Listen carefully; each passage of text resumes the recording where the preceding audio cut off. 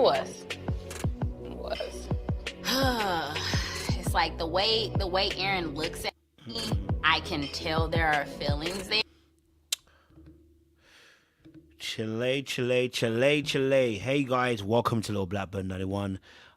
Listen, we are talking to you guys about the Never Ever Meets. Listen, we thought we'd have a good conversation about the latest episode. I know it's a little bit quiet. I'm gonna have to try and get my sound up a little bit for you guys. But look, it is crazy to see how this particular episode went. We have Jody and Aaron once more again, who we are seeing there is literally no connection, no spark, no sexual tension. There's nothing going on there. And we need Jody to now start being very honest about her actual relationship and how she actually feels about Aaron. I think in reality, I want to be very honest with you. I think with Jody, she is behaving differently than probably what she would teach others. And the funny thing is that sometimes we can be in a place of teaching people something, but we won't live it ourselves. We've all been in that place before, where you do something different and contrary to actually what you teach other people. So she could be somebody who really and truly, is teaching what she believes to be true and actually knows to be true, but her actual behavior is contravening that. And we see that with Jody and Aaron, okay? And then we see a whole bunch of excuses as to why there isn't that much tension. And everybody else has seen it for a very long time. And in fact, Aaron hasn't seen it. Aaron has started to see it as well. And I think this comes back to what I said about the strong delusion that many of us find ourselves in. We've all been in that situation in a relationship where we have a strong delusion that stops us from actually acknowledging what's right in front of us. Aaron and Jody have been at odds for a very long time, and they've tried to cover it up with being friends and being cool, and we're taking it slow like it's John Legend. But the reality of the situation is that no one really takes things that slow. When we like people, we speed up the process. When we're taking things that slow, there is intentionality behind our behavior. There is reasoning. There is thought behind our behavior. We can see the pattern and we can see the process and the vision. But in this situation, what we're really seeing is there isn't really much of a vision. They're talking a good game about they are taking it slow, but really and truly they're at a snail's pace and nothing's really moving. And now we've had a kiss, and we see that the intimacy from Jody's perspective isn't what it is. Now, there are much deeper concepts working within this process, because I've always told you guys from the beginning of the season, it's a mirror season. Why is it that Jody and Aaron are in the relationships that they're in? Why would Aaron agree to be in a relationship like this with someone like Jody? And why would Jody agree to be in a relationship with somebody like Aaron? And I think this is where we really need to do the deeper work, the deeper conversation, and actually begin to have a real deep dive into their relationship. Now, there were other couples on this episode that were a little bit interesting. Greg and Millie, they had their relationship as well. And, that was interesting to see them. She did support him. Millie supported Greg in this instance. So it made me question the original reaction. I was like, was that edited, or was that her original reaction to Greg telling her about his trauma?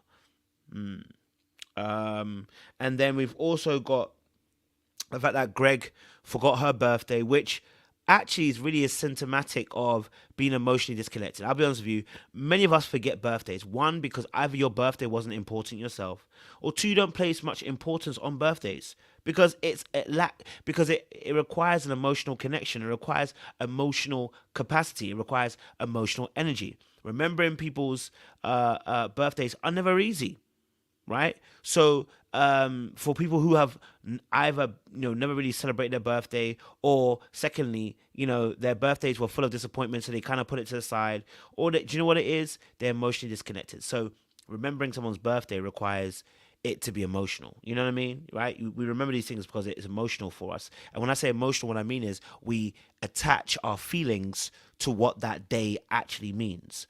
What does that day mean to you? And we're going to talk a little bit about Millie and Greg and talk about the power of a meaning attached to something, because what it means to you doesn't mean it means the same to somebody else. And I'm starting to learn through a lot of my research, especially in the last few weeks, and actually going through a lot of on the job training, I like to call it, right, with friends and people around me. I'm starting to really realize how we place a lot of our emphasis on other people, and we don't take responsibility for our own feelings about something, and then we project it. Let me give an example. For instance, a birthday. Now, universally, everybody might say, you should know. A birthday means a lot to people, but to a lot of people, birthdays don't mean anything.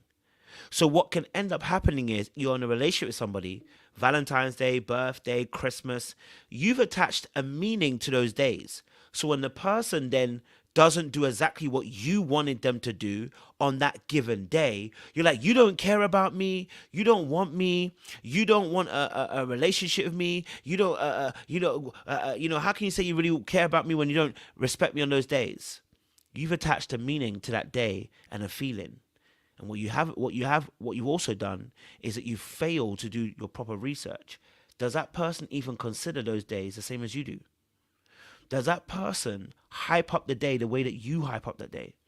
Does it mean what it means to them as it does to you?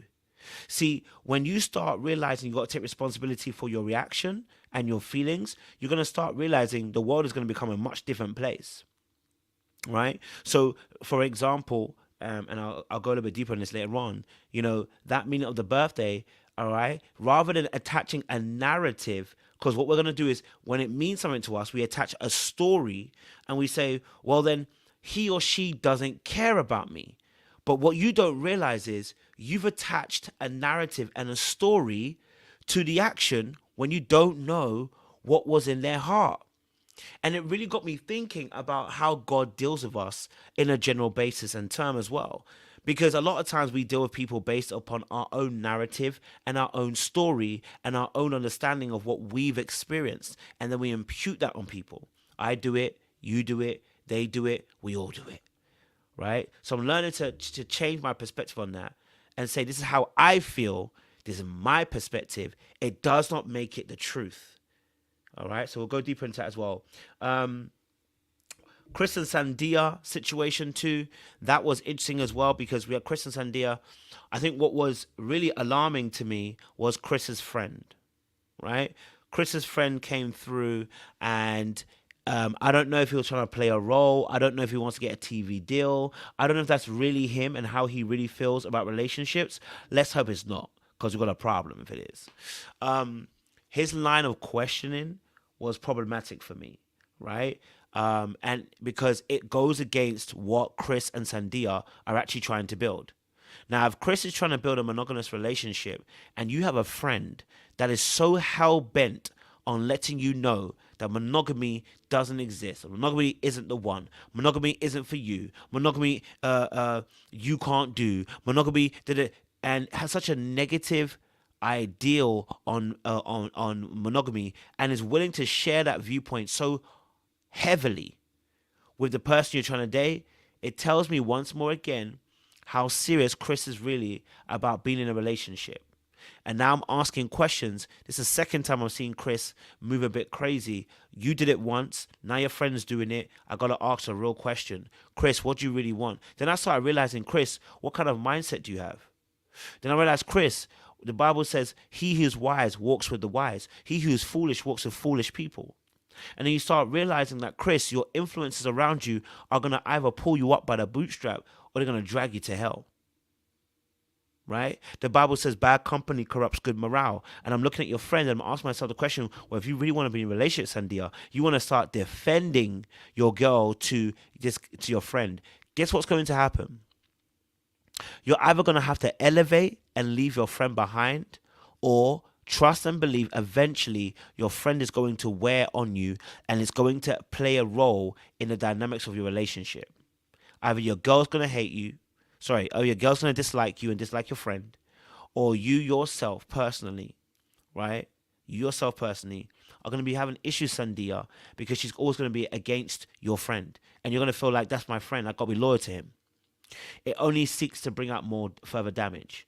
Water seeks its level. You know what I mean? And then we got Josh and we got Shay. Now, the crazy thing about Josh and Shay was the ending that we saw, the fact that Josh wanted to apparently sleep with Alexis. Now, I can't lie to you, it's not looking good. It's not looking good. It's not looking good. I don't want to make any sudden judgments, but it's not looking good. But I do have to share this point.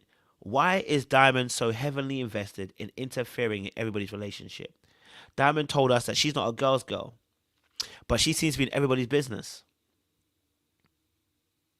Now, what really is interesting for me with Josh and Shay is, now I think Josh said that he did tell Shay, but she was like, you didn't tell me.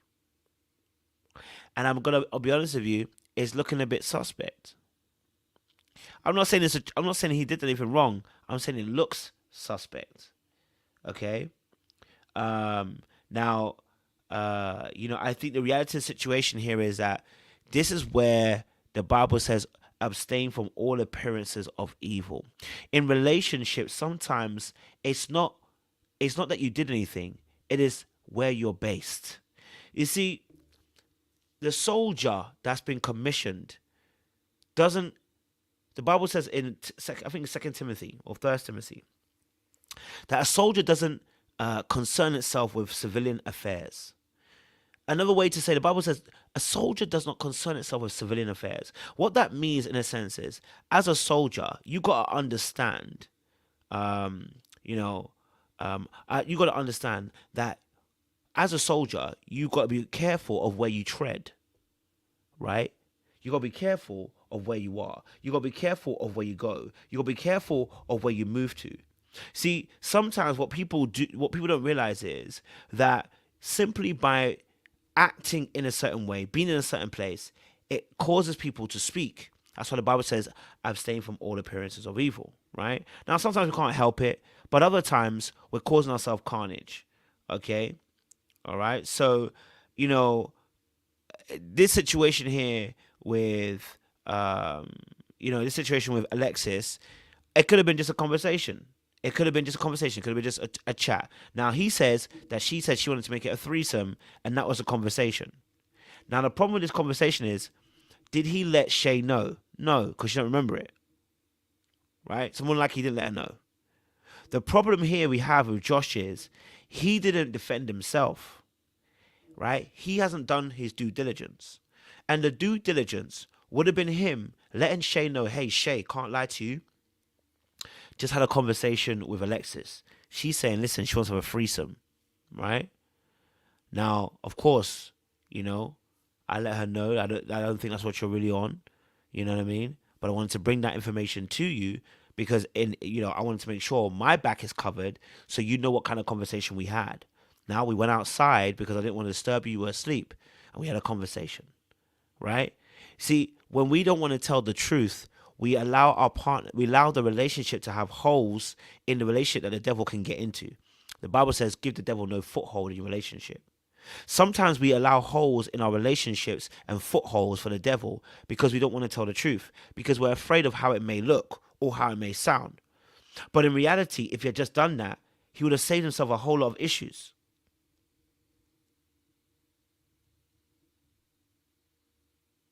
You know what I mean? So yeah, it's all about it's all about having conversations and letting people know exactly so that people don't get messed up. Because otherwise, we get these scenarios where Alexis is telling Diamond this information, and Diamond running to tell Shay, but saying I don't want to be in the middle of it. It's crazy to me. And then Diamond also go into the room where Shay and Josh are sitting and talking. And she's behind Josh. Baby, let them argue by themselves. They don't need you here. Why are you helicoptering? Why was our good sis helicoptering? Why was Diamond helicoptering behind him? That's another conversation for another day. Right? So we got to really, really be able to, have real conversations in this episode. So Listen, we're gonna have a real conversation, get deep with it. If you're new to the channel, make sure you like, you share, you subscribe. You click on that bell button for notifications of the uploads. We appreciate you guys.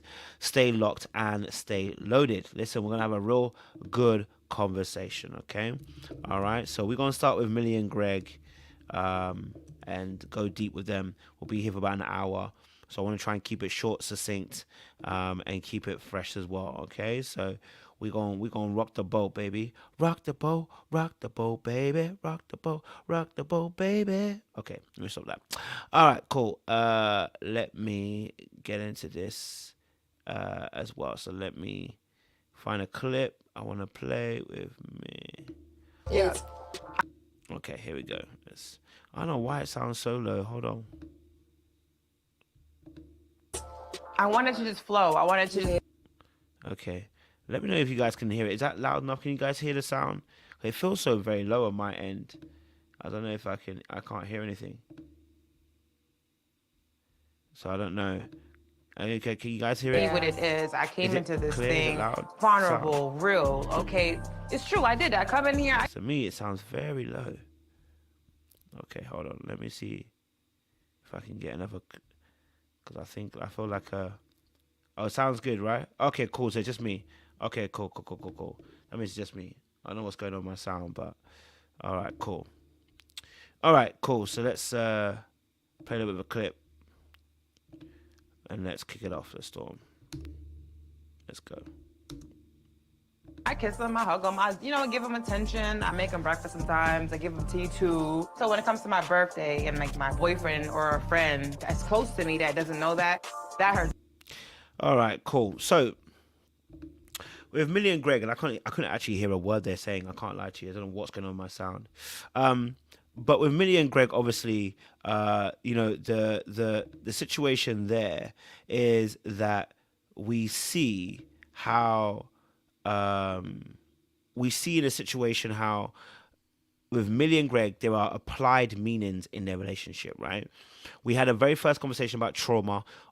Millie, we saw in last episode, didn't seem to be very receptive to his trauma. He then shared his trauma on this episode, which I really appreciated. She actually then began to kind of really make sure that he was good, and appreciated him and kind of make sure that he was okay, right? Which I really appreciate. She supported him, which is what we wanted to see from Millie in the very first place. Now, what caused an issue between the two of them was what we call applied meaning, okay? Applied meaning, and the narrative and the story. So in the game that they played, Millie and Greg, unfortunately, got some questions right, but the ones that she felt were also important, he got wrong, right? And she mentioned saying, it's a small little details. How can you remember things about sex positions, but not remember things about small details? Now, remember, we talked about this a couple of weeks ago about emotional connection, and one of the ways to emotionally connect with your partner is to remember the small details. Now, I myself have issues sometimes with smaller details. Sometimes I don't remember birthdays, or certain dates. I can't remember people's names. Small little details I can't remember, or certain small details I don't remember. And there'll be other details that person will be like, how do you remember that? I'll be like, I don't know. Okay. Now, what I realize is, one, it boils down to my levels of concentration, because sometimes what happens to me, because of my avoidant tactics, my avoidant tendencies, my avoidant attachment, what can end up happening is during a space of a conversation, I can actually drift and I don't realize. So my mind will not be there anymore, but I will still be on autopilot. So you'll hear me go, yeah, okay, but actually in that moment, what you'll realize is I realize that I'm not in full concentration mode. I've had to switch off a little while because maybe it was overwhelming listening to you for the last 20, 30 minutes. Or, you know what, in that immediate moment, I wasn't fully focused on you, or I had my mind elsewhere, but I'm so used to putting you first, and I don't know how to prioritize my own needs and wants, that I actually don't know how to tell you in that immediate moment, I'm not really in the mood to listen to you. Now, so what will end up happening, sometimes I'm so used to playing a position and a role in a conversation where I'm the listener. In fact, it's become my identity. So sometimes what ends up happening, my inability, and I sometimes self-abandon in the midst of a conversation where I can't tell my needs or my wants. So maybe I want to say, look, the conversation's gone on for too long, or I've only got 2 minutes today, or you know what, I'm not in the mood to talk. I feel rude and disrespectful and guilty and ashamed for doing those things. So in amongst that, okay, sometimes those things can be forgotten. Okay, they can be forgotten. That's me offering my perspective. I think another thing also is that certain details are just not important to you. Okay, right? Certain details are just not important to you. See, again, applied meaning, and I get it. I'm the first person to say, listen, how could you do that? Did it? And I realize now I'm learning, really, really learning. I'm really, really learning. Sometimes, right, certain things are not important to people.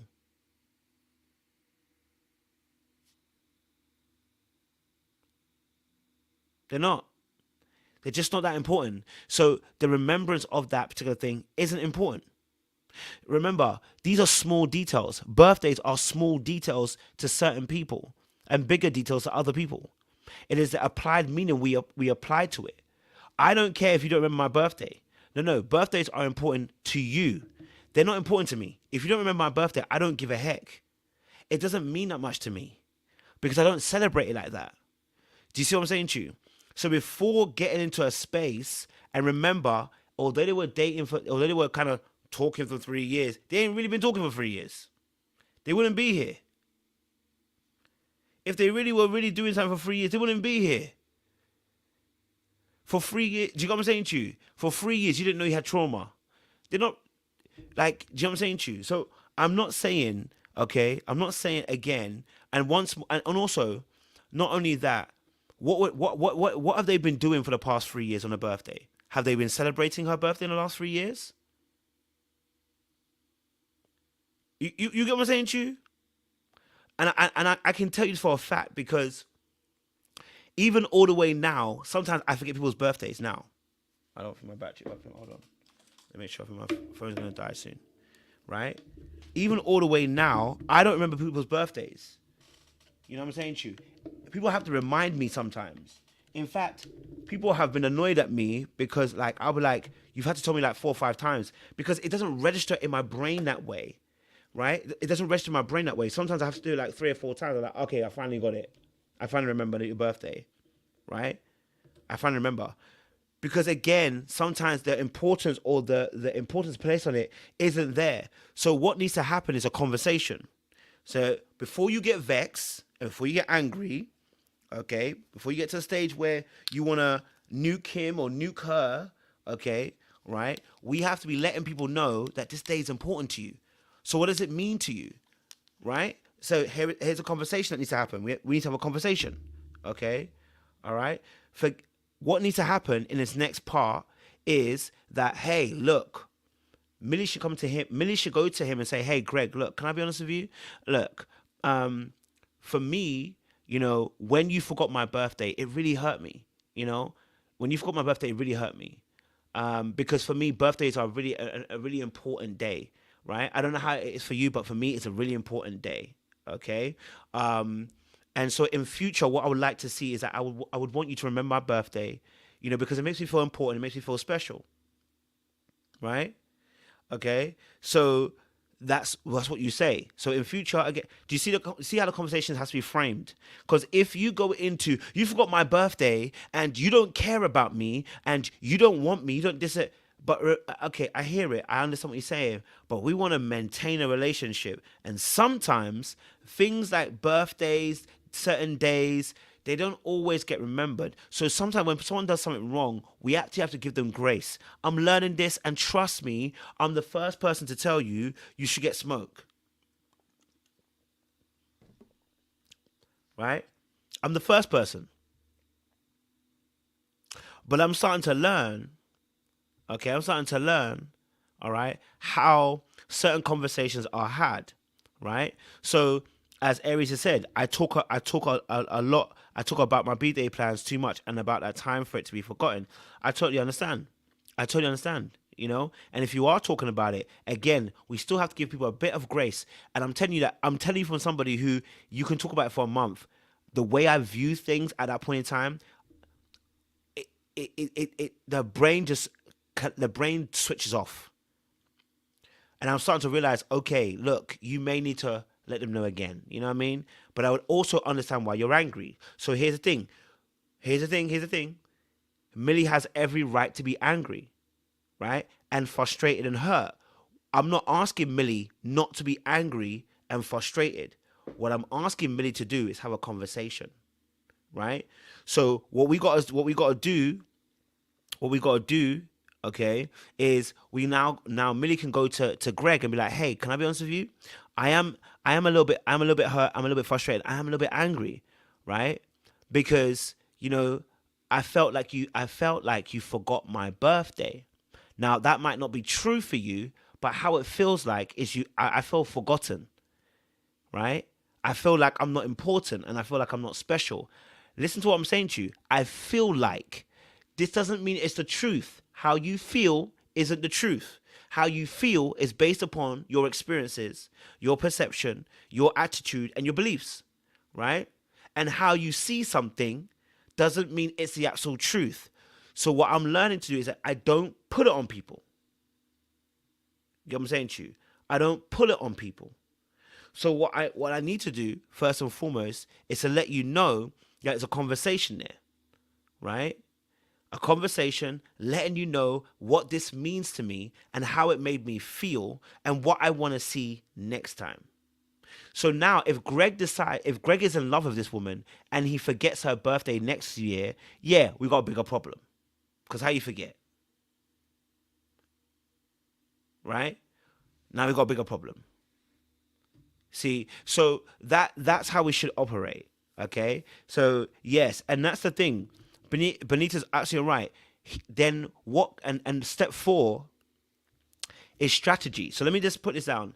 I watched this great video. So step 1, you know, letting the person know, hey, look, you know what, Greg, you know, it really, you forgetting my, you not remembering my birthday, it really hurt me. I felt some type of way. You know, I felt like, you know, like I've been forgotten. It made me feel like I'm not special, right? Now, I know that may not be necessarily the truth. I know you don't feel like, you know, I'm not special to you, etc., etc. You know, but, you know, this is how it made me feel, okay? In future, I would love for you to remember my birthday because when you remember it, you're a special person to me, you know, and I want to know that the person that cares about me, the person that loves me, remembers that day because it's a special day to me. Right? So in future, I would love for you to, you know, remember my birthday, maybe even get me a gift. Like, I would love for that to happen, right? You let the person know what you want. And then that step 4 is strategy. Benita just said, you know what? In future, if you know that, you know, it might slip your mind. If it slips your mind, you know, what we can come up with as a solution to the issue is to then be able to put it in the calendar, right? So that you don't forget in future. If you could put it into your calendar. Do you see how that works? So that we don't have, because if you come in there, you've got my birthday, you don't care about me, you don't love me. How can you love me and forget my birthday? What's going to happen is somebody's going to go defensive. And they ain't listening anymore.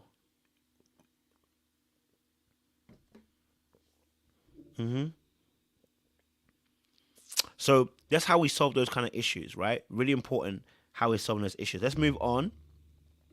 Let's move on from them. And just want to let you guys know, listen, shout out to you guys who've been signed up for the coaching. I really, really appreciate you. We are booked up all of June as well, pretty much all of June as well. I think I've got a few more spaces. Look, this is the kind of stuff that we're sorting out in coaching. And I'm coming across a lot of stuff in coaching. And I'm going to try and start putting out videos that are matching what we're seeing in coaching as well so that we can help people. But some of these things like this, applied meaning, is a lot of stuff that we're seeing in coaching as to people feeling frustrated or hurt or they're feeling some type of emotion, right? It's applied meaning and the story they've attached to it.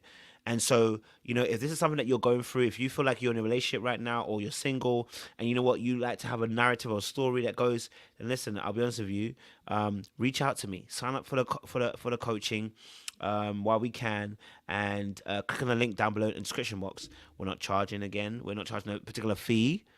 It's not free, but we're not charging a specific fee. You pay whatever you feel is best for you. And we've helped so many clients already. I'm very bad at just promoting myself and doing people's testimonies and stuff, but I will start doing that. But we've helped quite a few people already. So these are the kind of conversations you want to keep on having and keep on helping people. So if you haven't done so already, reach out to me through the description box and sign yourself up. All right, next one I want to deal with. Shay and Josh. Okay, I want to deal with Shay and Josh because they're another one that I feel like it was just political. At this point, I'm ready to go home to my mom. Why don't you sleep it off? Think about it. I'm hurt. I'm disgusted. Okay, Shay and Josh. Their biggest issue right now, Shay and Josh right now, is what I mentioned earlier on, which is you are caught up in the wrong place, right? You are caught up in the wrong place. Josh was in the wrong place seemingly. But how do we handle situations where, for instance, our partner seemingly has, quote unquote, broke the foundation or the trust or the boundaries of the relationship? How do we handle that situation? How do we go about having conversations around that? Because right now, Shay is feeling probably angry, hurt, broken, and feeling like, you know what, she wants to go to war, right? And my thing is this, right? My thing is this, that having the initial conversation, the difficulty is that he's going to have his truth, you're going to have your truth. What do you do when they say that's not what it was, but you believe it was? Right? Or how do you handle a situation where you feel like your partner has been not cheating per se, but has been teetering close to the edge? Well, there's a way to handle these kind of conversations. And one of them is, again, we do need to express very, very clearly how we feel and what the behavior is doing, right? So I like to call it VBC, which is the validation, the behavior, and the change, right? And so in this scenario right now, we've got Shay, we've got Josh. Josh is telling her, hey, look, I never did nothing, okay? I haven't done this, I haven't done that, I haven't done this, right? And so what Shay needs in this moment is that she needs her feelings to be validated, right? Because right now she feels crazy, she feels hurt, she feels lost, she feels like, you know what? Is this man cheating on me? She's about to spiral, right? So what needs to happen first and foremost is the VBC, validation of feelings. How do we go about doing that? Well, to validate the feelings, what we need to do is, what we're going to need to do is be able to say, hey, look, Shay, I understand why you're feeling this way. I can. If I was in your shoes, I could understand why you are wanting to wild out, flip off, go off the handle, and literally go mad. I can understand it, right? If I'm in your shoes, I'd want to do the exact same thing. Okay, all right. Now, what in this situation, right? There is some ownership that he can take. Now, he may deny that he did anything with Alexis and say, hey, I never did anything with that woman. Fair enough. What can you learn from the situation? Well, actually, I can learn something, which is the behavior. I realize right now that my behavior, right, in this instance, whilst I wasn't cheating, whilst I wasn't sleeping with her, whilst I wasn't trying to sleep with her, I also understand that my behavior in this moment can be seen to be inappropriate, or it could be seen to be in a place where I've not helped protect the relationship, right? I realized that my behavior here didn't protect us as a unit, right? Because I could have come to you and had a conversation. Now, he's going to keep denying it, and he kind of said, oh, I did tell you, and, I did tell you, but she's like, I don't remember you telling me. So now we've got a situation, right? So now his behavior is slightly murky because he's talking to Alexis at late at night and they're in the bed. Well, she was in the bed and then they went outside. You know what I'm saying to you, right? He really should have come to her earlier on. And so hopefully, if he's sharp in the box, he should come to her and be like, look, I realize, first and foremost, we validate your feelings. I understand why you feel the way you do, Okay, I understand why you wouldn't want to pop off right now. I want to let you know. I also understand that, you know what I could have done better, you know, or what I understand about the behavior. You know, I could have been better. I could have done something better. Now I've kind of gone a little bit ahead, because if I need to stick to our good sis here. I need to stick to Shay here. If we're coming from Shay's perspective, what should Shay do in order for this conversation to go smoothly? Well, first and foremost, you can while out all you want, but more than likely when you while out, you ain't gonna get no answers. The Bible says, be as smart and crafty as the snake and as gentle as the dove. When you want answers, using a hammer usually doesn't get the answers that you want, right? It doesn't do it, right? So you got to be as crafty as a snake and gentle as a dove, okay? So let me talk from Shay's perspective, how to handle it, okay? First and foremost, of course, let him know that your feelings have been hurt, right? You let him know the behavior. Listen, hey, can I be honest with you? This behavior for me has hurt my feelings. I feel uncomfortable with what's happened here because I'm receiving information that you have stepped out of this relationship, right? I'm receiving that information. I'm receiving information that you have stepped out of this relationship. Now, you're denying it, but I want to let you know that this has hurt me greatly. And I'm a little bit uncomfortable right now. And I'm not sure how to interact with you right now, right?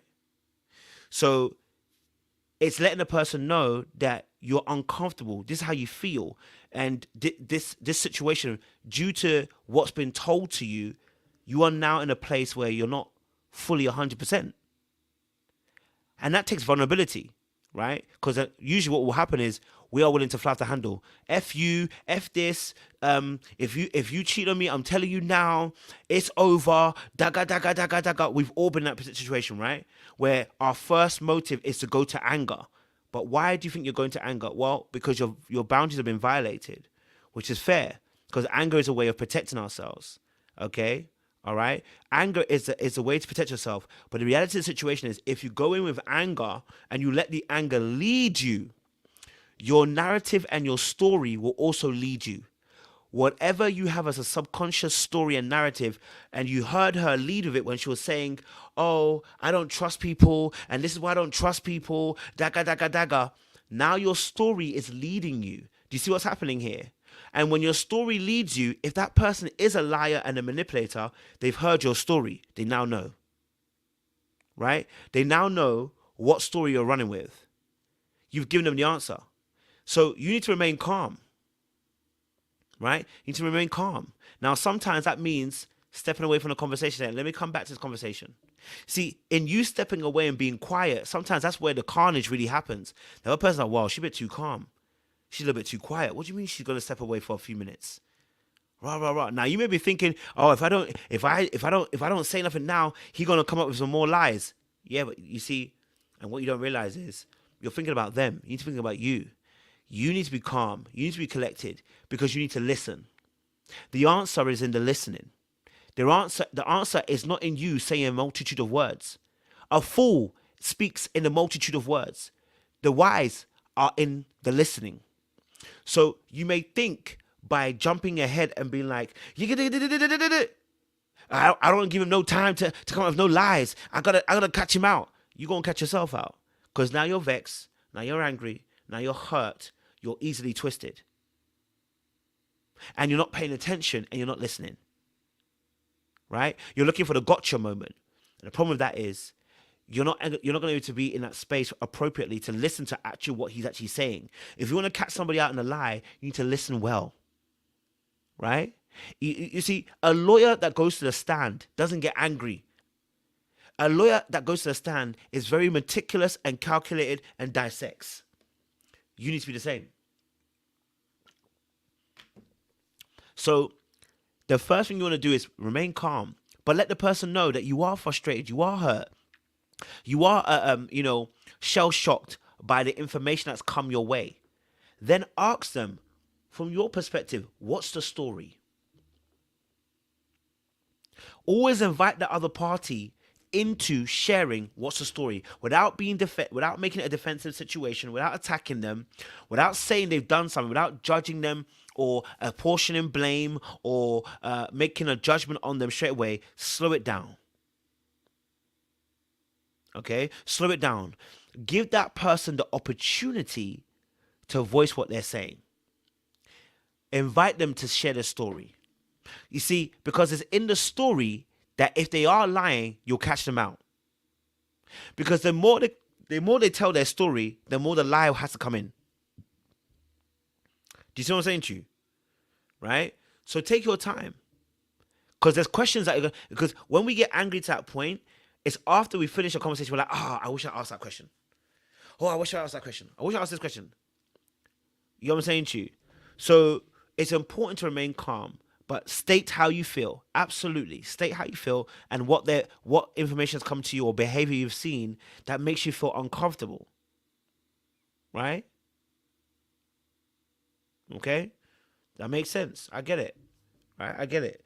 So, because in the end, Josh just denied it and was like, no, that's not what happened. Nightmare. I didn't do that. I didn't think that it'd be difficult to Shay to believe me, especially how many years it's been compared to how long she's known some of these people. In the end, he just denied it and said that's not what happened, right? And that's not what went on. So you want to be able to catch someone in a lie, remain calm, remain kosher, trust me, but get your feelings validated, okay? Let the person know that you are feeling some type of way and they should validate you, right? And there's nothing wrong with wanting to be assured in that moment, right? But there's also nothing wrong with also being cautious. The information that's come in, you got to be able to weigh it up, right? And be able to discern it appropriately, okay? So I totally understand that point of view too. But yeah, let me move it on. And again, listen, shout out to you guys who are with us. We've got 175 people in the room. We love for you guys to, if you haven't done so already, listen, if this is something that you're going through right now, if you're also maybe trying to restore your relationship, maybe your partner has had moments of boundaries where he or she is breaking them, you know, and I'll do separate videos later on the week, but maybe your partner has broken your boundaries, or maybe your partner is a little bit too flirtatious, or your partner is a little bit too, you know, talkative with the opposite sex, right? How do we handle those things? How do we approach it? How do we talk about it? How do we remain in a place where we're trying to get the information we need without blowing our gasket and causing more turmoil and carnage in our relationship, right? Because ultimately what you want is the truth. And if the truth is in your favor, you want restoration. You don't want a relationship to break up. So we got to be able to handle it appropriately and maintain it very, very well, right? Okay, cool. So let's move on to the next couple. Let's do our next couple. Okay, cool. Let's do Sandia and Chris, and let's talk about their situation. Sandia and Chris. All right. Okay. Sandia and Chris, because we gotta play this little part with. Here we go. We explore options. Okay, let's get that conversation out the door because You cannot live in this delusional fairy tale world where you think you're gonna fight. All right, cool. Listen, can I be honest with you? I don't know if the guy is playing a role or not, but let me tell you this now. Ladies and gentlemen, pay attention to people's friends. Pay attention to people's friends. If that man is surrounded with foolish people, he too will be the next foolish person. If that man is surrounded by wise men, he will too will be wise. The Bible talks about King Xerxes. King Xerxes, at a time when Vashti decided she was going to play up and move a little bit mad and shake the tables and show that she also has power, King Xerxes made a decree after speaking to his wise council. And the wise council said, yeah, send that IG model packing. Okay? All right? She's not worthy to be on the throne. Okay? Now, when he did that, it says in chapter 2, it grieved him because he wanted to go back to Vashti. But the wise counsel told him, my friend, you have made a decree. You can't go back on it. It's law. Now, what's interesting about the situation is that,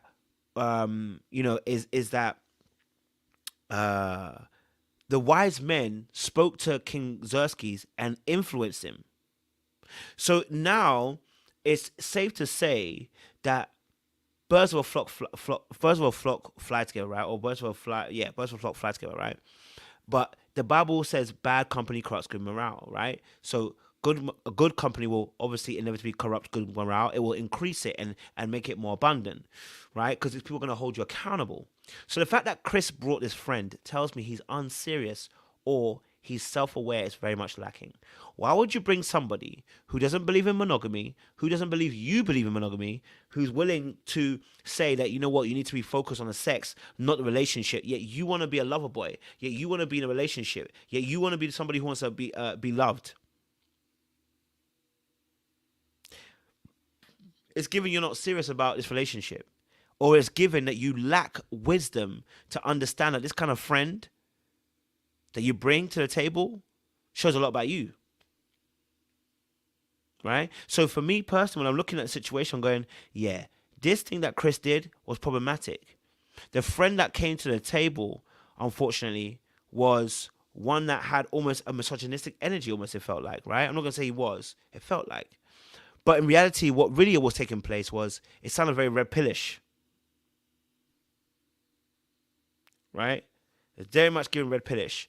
And that's not going to ever help you maintain a relationship, right? It's not going to help you maintain a relationship. It's not going to help you actually be able to be in a long-term relationship successfully. Can you go to this man and ask for advice when your relationship is failing? No. Can't go to that man when your marriage is failing, because the way he spoke about relationships, he doesn't value them in the same way, right? So in that situation where Chris brought him, that gentleman, I'm surprised that Sandia didn't see red flags. In fact, the friend also seemed to be, yeah. Now, either Chris is a charm and he didn't show all of his sides, or maybe they need to agree because they need to stay on the show. Because why is it that Sandia didn't wave a red flag and a friend didn't wave a red flag?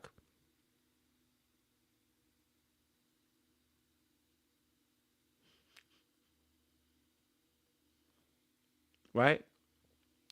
Why did nobody point out a red flag? Why didn't nobody point out the fact that a friend is outlandish and outrageous, egregious? Right?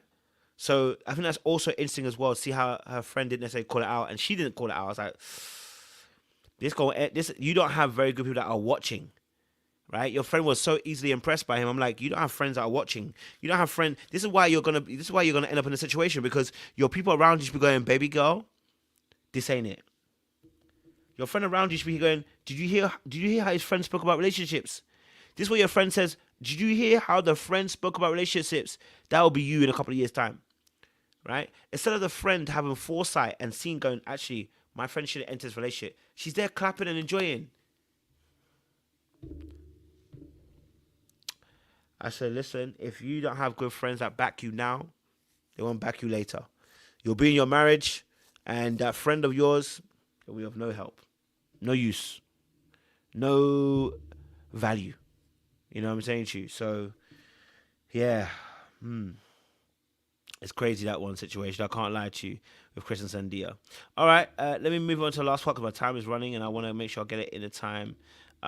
Let's deal with Jody and Joanna, Jody and Aaron.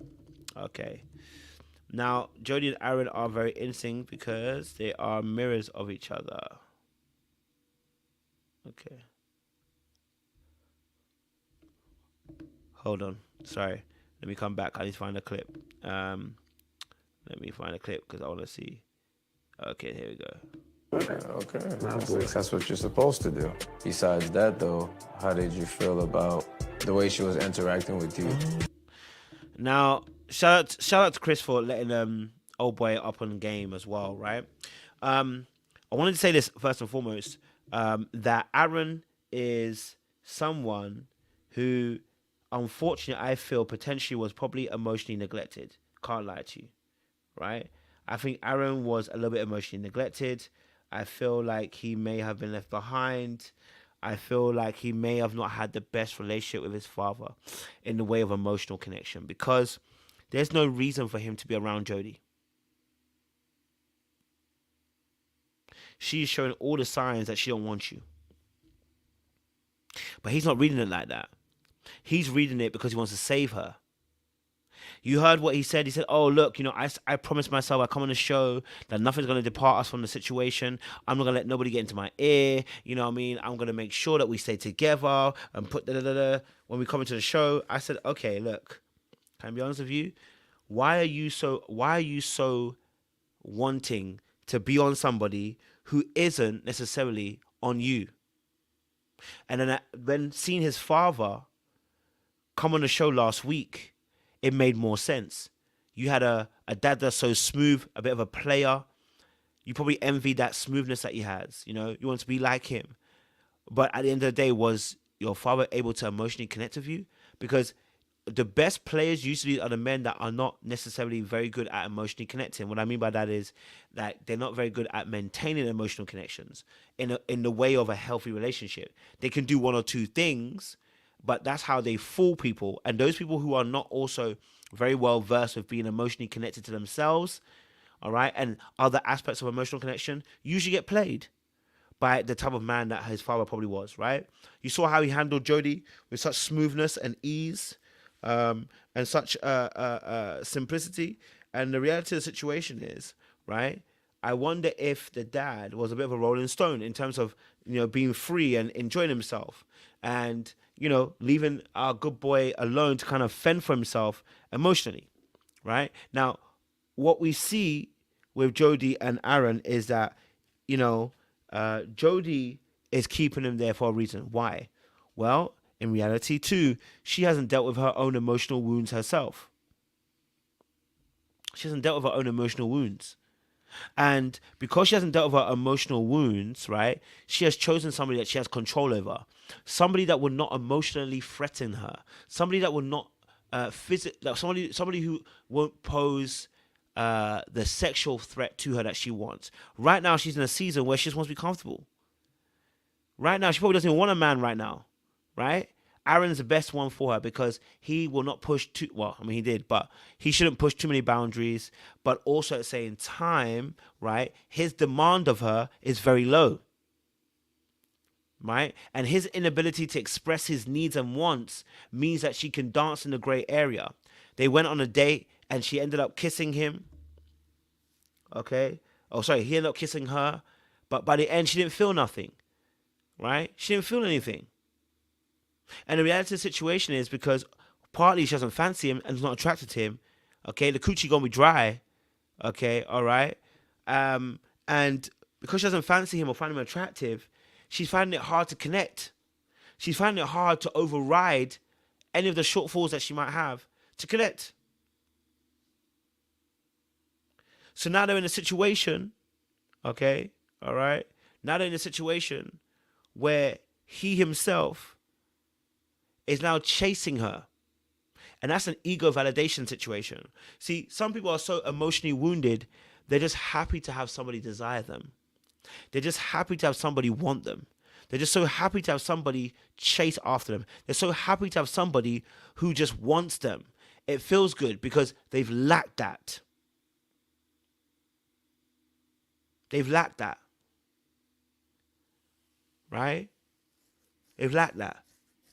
And as somebody said it in the chat, her disdain and her frustration and her dislike for him is clearly evident. And it shows through her behavior. Right? It shows through her behavior.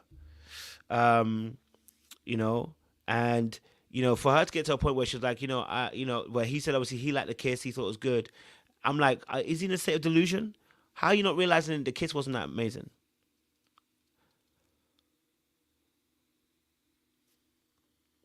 Right? But I said, why was it different for both people? Well, their intentions were different. Their emotions and the feelings were different. Their mindsets were different. They were in different places, right? They saw things in different ways. And so now we've got a situation, okay? We've got a situation where we're seeing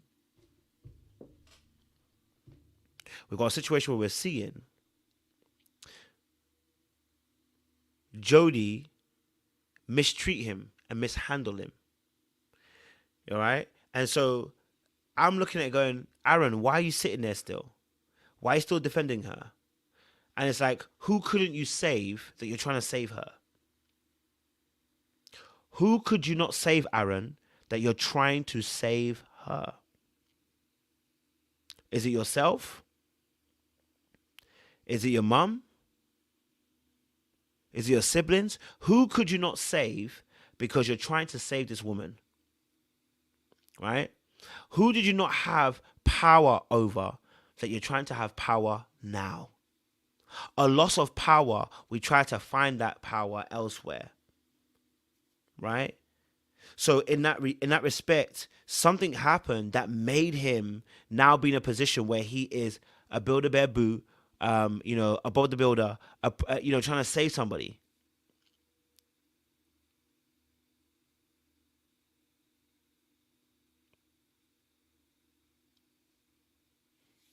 It's a lot.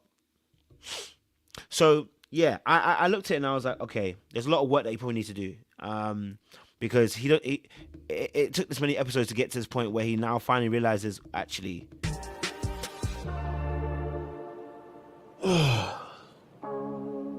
It's hard.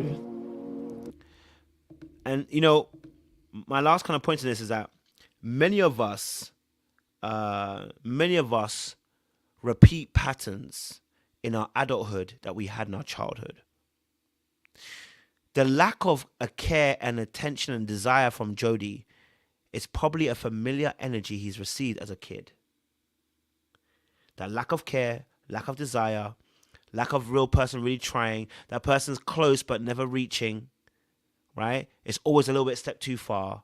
It's probably what he's actually experienced in childhood. And in that space, he's only replicating what pattern he already saw in his childhood and replicating it as an adult.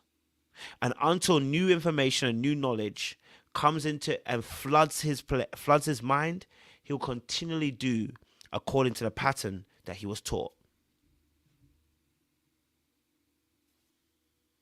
So he needs to really look at himself and be like, let me sit in the mirror and actually let me connect with myself.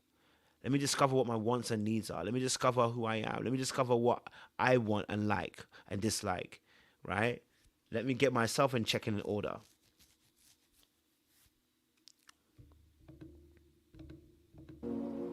Because every time I think I got Jody figured out, it flips. I don't like the It's tight in the dunya. It's tight. So yes, Aaron's gonna have to do some work. He's gonna have to do some work because it's taken too long to finally get to a point where you realize you've been breadcrumbed and that you've barely been given any attention. And that means you're used to that neglect. You're used to that neglect. You're used to not being considered. You're used to people not putting you first. You're used to your priorities and your needs not being met. You're used to people just kind of like considering you second, third, fourth, fifth, sixth, seventh, eighth, right? And in that space, when you're used to that, you go out and you find that. And now that's what Jody's doing. Sad though. But yeah, listen, my time is up. Look, we appreciate you guys, honestly. I'm going to go deeper in my separate videos I'm going to do. I don't want to do it now. I want to go deeper later on. But look, I want you guys to make sure you like, share, subscribe. But also what I want you to do, guys, if you are somebody looking for coaching, if this kind of stuff is speaking to you, if this kind of thing that you want to deal with or you're dealing with it, reach out to myself, okay? All right, book yourself in. Let's get you coached, okay? All right, because I want to go deeper, and I'll do deeper breakdowns on some videos later on because I want to go deeper with it, but I didn't want to do that just too much here because it's a lot of information. But yeah, listen. We are definitely shifting and moving.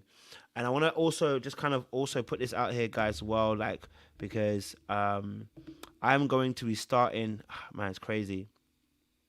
I'm going to be starting weekly calls, okay?